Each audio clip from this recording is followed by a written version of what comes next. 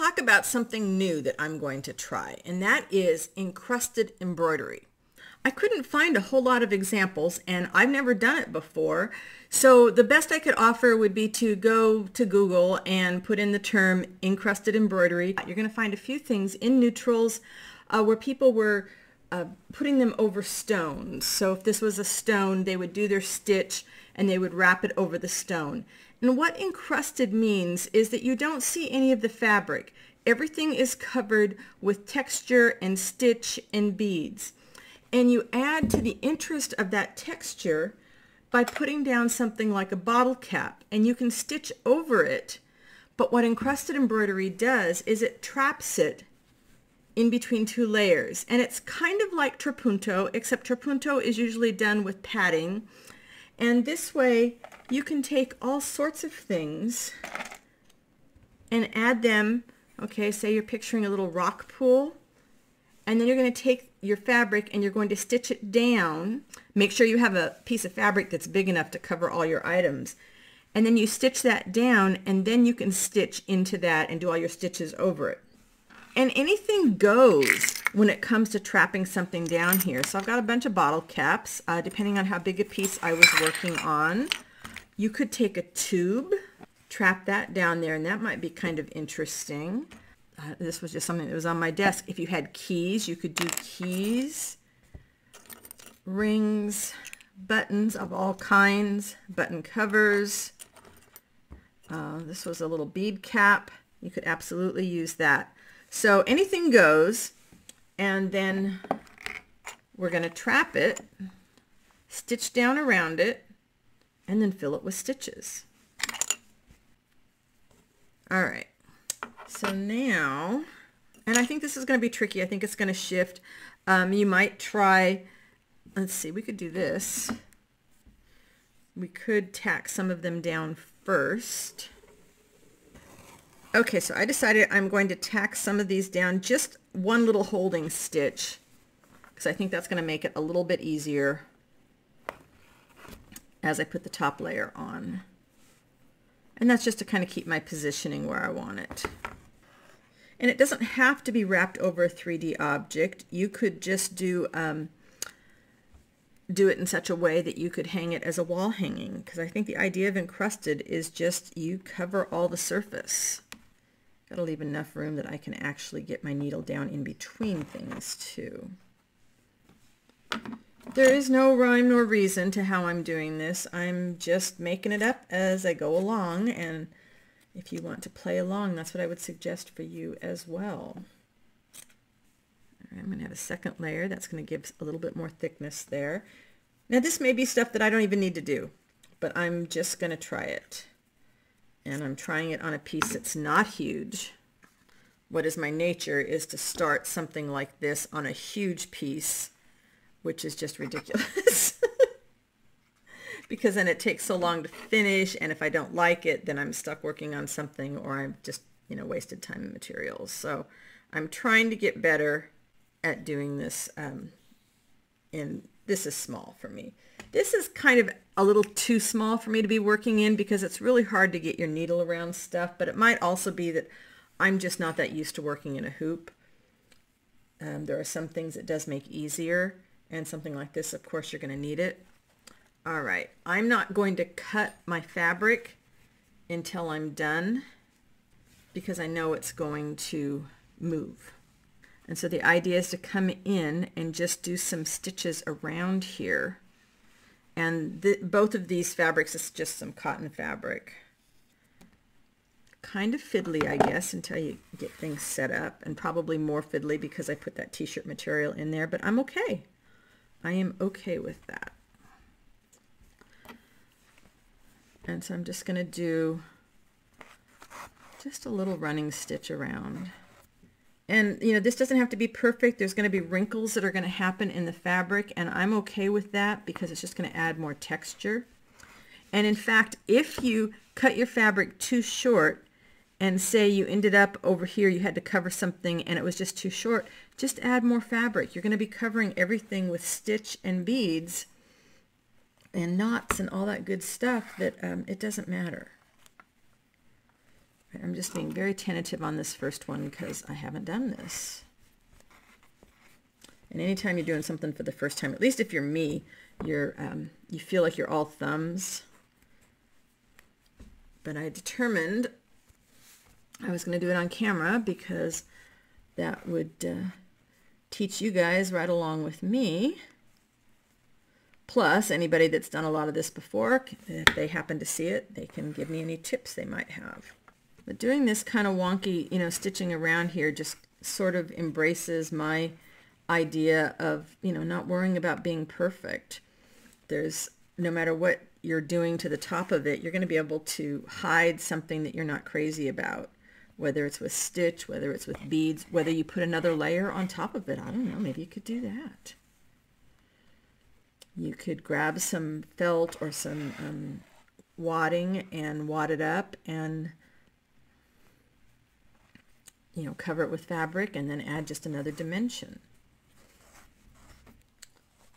Okay, first one down.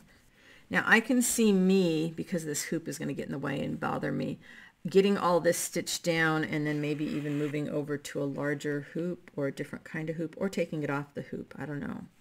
Probably not going to be thick enough for that. This may turn out to be a complete disaster. I don't know. But if we don't experiment, then we're not going to grow as artists, right? And so that's kind of what I want to do this year, is just really stretch myself in new ways and see where they take me. Just kind of there. I'm going to kind of leave these. I think those could be some interesting little pinched like pleats. And I might discover that I really like the effect of doing it over like one of these shank buttons, and that I don't like the bottle caps, or it could be the other way around. But if you don't try these things out, you're never going to know. Now, I don't know how this is going to be better than stitching them on top.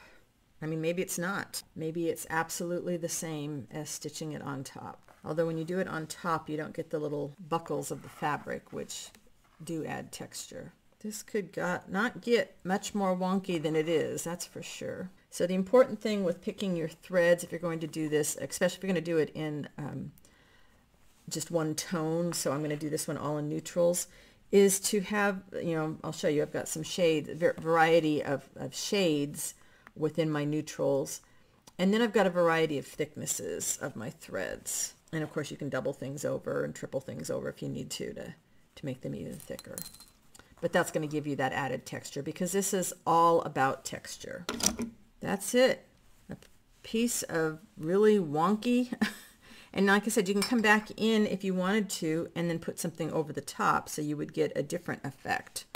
But let's look at threads. This is crochet cotton. These are purl 5s. And I might not have brought it out, but I have some 3s too. I don't know if I want to go as dark as this. I might not. I might leave that one off to the side. And then I've got some floss. That's what I've got. And I think it should be interesting. Okay, so I have been working on this encrusted piece, as you can see, and I thought I would pop in before I started doing anything more detailed with beads to show you where I'm at. And I've learned some things. One, I had done just a really crazy, tack this thing down around the things that I had between my 2 layers of fabric. And I wish now that I had been very much neater going around there, because it did affect the way I would do stitches around the raised items. It's not a huge deal, but it is something to think about. Also, these are hard. And so stitching on top of them without any batting underneath there is very difficult. So you have to think about, do you want to do stitching on top of it, or maybe you want to have just smooth surfaces showing, which is what I've seen in some encrusted pieces and what I didn't do in mine. Added some bullion knots. Let's see, what else did I learn? I guess that was the main thing.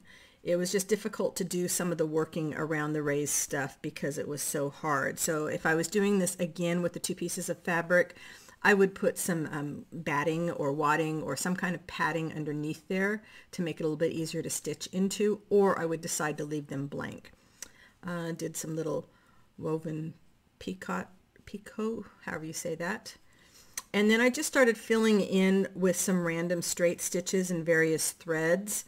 What I haven't decided is if I'm going to do it in the frame, you know, like leave it in the embroidery hoop like that, or if I'm going to do, as I've seen in many encrusted things, where they have an object and they wrap it around that. So I may end up doing something like that, in which case I'm going to need to continue stitching out. I thought I was going to go from start to finish on this on one video, but it was just going to get to be too long. So I thought I would tell you where I am now and get this video uploaded in case you wanted to give this a try yourself. I've learned a few things, okay? One is something that I have to keep relearning all the time, which is to think about how I'm going to finish this before I start.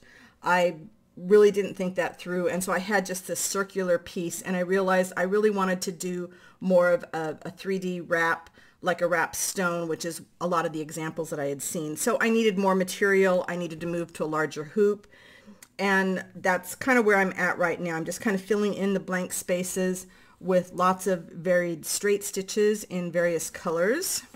So you can see that a little better. It's really hard since it's all white to get a good view. And I'm just kind of I'm going to add a little bit more on each side here, and then the bullion knots are just really hard for me to do on this, so I'm going to take them off and I'm going to fill in some more bullion knots. I've got a lot of French knots to do, and then some beads. But it's a fun project, so I'm definitely going to do another one of these, but I think I'm going to set it up a little bit differently. I am going to think about my finished size and how I'm going to want to finish it off before I start. And I don't think I'm going to trap things between two pieces of material. I think where I decide I want to have the raised things like this, I will put it on top of my material, and then I will stretch my other material over it and stitch it down. I think that's going to give me a little bit more of the effect I want. And then of course, if I have a big piece like this, I can make little gathers, and that will give me more little ridges. So I think that's the way I'm going to do it the next time. There are things that I really like about working on a hoop, and there are other things that are frustrating. So I really need to think about my finished piece and make sure I have a large enough piece of fabric. I had to actually put a third piece of fabric on this in order to stretch it on my larger hoop. So I've made things more difficult for myself, but that's okay. The other thing I've learned, and I relearn this all the time, is that, you know, I need to keep my doodle cloth handy so that I can practice some stitches there. So some of the stuff that has gotten built up is because I was experimenting in ways on this that I should have been doing on the doodle cloth. And that's just me. That's just the way I work. I just get an idea in my head and I have to play with it. But I wanted to show you my beginnings of encrusted embroidery and suggest you might want to give it a try.